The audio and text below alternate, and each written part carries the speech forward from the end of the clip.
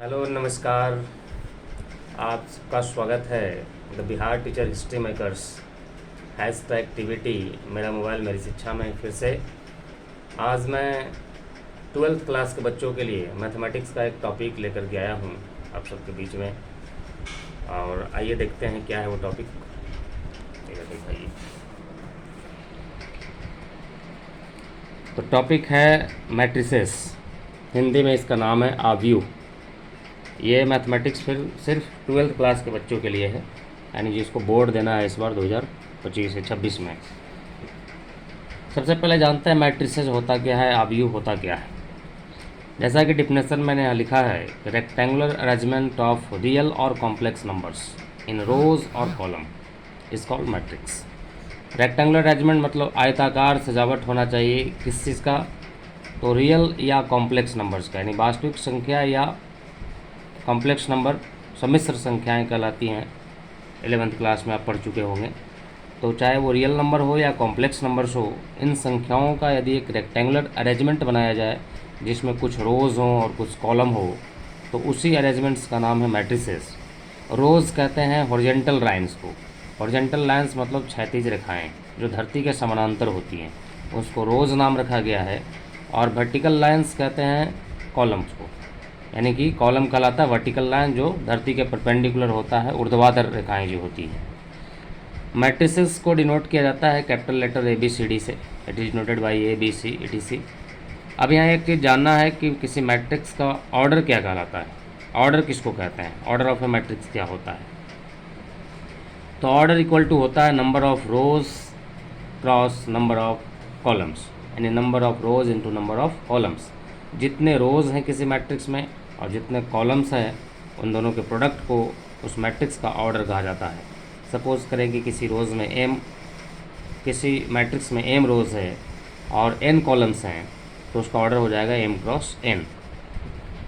जैसे यहाँ पे मैंने लिखा है एग्जांपल्स में a इक्वल टू, एक मैट्रिक्स लिया। मैट्रिक्स को हमेशा इस बिग ब्रैकेट्स वाले सिम्बल्स में लिखा जाता है या स्मॉल ब्रैकेट के सिम्बल में भी रखते हैं। इसमें लिखा हुआ है A11, दूसरा एलिमेंट है A12, तीसरा है A13। इसी तरह से ढेर सारे एलिमेंट्स इसमें आए होंगे, A1n तक गया है। यानी इस तरह से एक ये रो हो गया। इस तरह का लाइन जो ऐसे जा रहा है लाइन, इस कतार को बोलते हैं रोज़। तो ये चूँकि पहला रोज़ है इसलिए इसको R1 से डिनोट करते हैं, ये हो गया फर्स्ट रो। और ये दूसरा कतार है यानी दूसरा रो है, तो इसको बोलते हैं सेकेंड रो। इसी तरह ये थर्ड रो है तो इसको बोलेंगे R3। तो fourth row, fifth row, sixth row, इस तरह से लास्ट में डॉट डॉट करके बहुत सारे रोज़ हैं। यहाँ पे लास्ट का नंबर लिखा गया है AM। M मतलब ये mवां रोज़ है, यानी RM। इसका मतलब कि इसमें कितने रोज़ हो गए, तो m रोज़। और जो फर्स्ट लेटर लिखा हुआ है, फर्स्ट अक्षर जो है वो रोज़ को रिप्रेजेंट करता है, और दूसरा जो संख्या है वो कॉलम का रहता है। यानी 1 का मतलब ये पहले रोज़ और पहले कॉलम्स का एलिमेंट्स है A11। तो इसको बोलेंगे पहला कॉलम, यानी कि C1 फर्स्ट कॉलम। और ये है C2 सेकेंड कॉलम। उसी तरह से ये C3 हो जाएगा थर्ड कॉलम, और fourth column, fifth column, sixth column. ये लास्ट वाला कॉलम का नाम है nवां कॉलम, यानी कि CN, ये nth कॉलम है। तो देखिए नंबर ऑफ कॉलम n है और नंबर ऑफ रोज़ m है। तो नंबर ऑफ रोज़ m और n का प्रोडक्ट यानी m क्रॉस n, ये इसका ऑर्डर कहलाएगा कि इस मैट्रिक्स का ऑर्डर हो गया m क्रॉस n। यानी इस मैट्रिक्स में m रोज़ और n कॉलम्स हैं। m रोज़ मतलब क्षैतिज रेखाएँ, और n कॉलम्स का मतलब n वर्टिकल ऊर्ध्वाधर रेखाएं हैं, जिसको हम लोग रोज और कॉलम बोलते हैं। यहाँ तक क्लियर हो गया होगा। अब इसमें जानना है कि elements of matrices is denoted by AIJ। जैसे कि इसमें A11, A12, A13, IJ के जगह पे 11, 12, 13, 14 ये सब लिखा हुआ है। तो ये I और J क्या होता है, तो I रिप्रेजेंट करता है पोजीशन ऑफ रोज़ को, कि किसी एलिमेंट्स का रो में पोजीशन क्या है, और J रिप्रेजेंट करता है पोजीशन इन कॉलम ऑफ इन, कि किसी एलिमेंट का उस रो में क्या पोजीशन है तो I बताएगा, और कॉलम में क्या पोजीशन है तो वो J बताएगा। यदि यहाँ पे सपोज करें कि 3 2 है, तो इसका मतलब हो गया कि ये तीसरे रोज़ का और सेकंड कॉलम का एलिमेंट है। ठीक है, जैसे कि एग्जांपल यहाँ पे मैंने दिया है A इक्वल टू 9 4 6 2 7 8, एक मैट्रिक्स लिखा हुआ है। सबसे पहले इसका ऑर्डर पूछा जाएगा कि ऑर्डर क्या है। तो आप काउंट करेंगे रोज़ को, तो एक रोज़ ये हो गया और दूसरा रो ये हो गया, यानी 2 रो हैं इसमें। और कॉलम इधर काउंट करें तो एक कॉलम, ये दूसरा कॉलम और ये तीसरा कॉलम, यानी 1 2 3 लाइन ऐसे है और 2 लाइन ऐसे है, तो 2 रोज़ हो गए और 3 कॉलम, तो 2 क्रॉस 3 इसका ऑर्डर हो जाएगा 2 क्रॉस 3, यानी 2 रो और 3 कॉलम।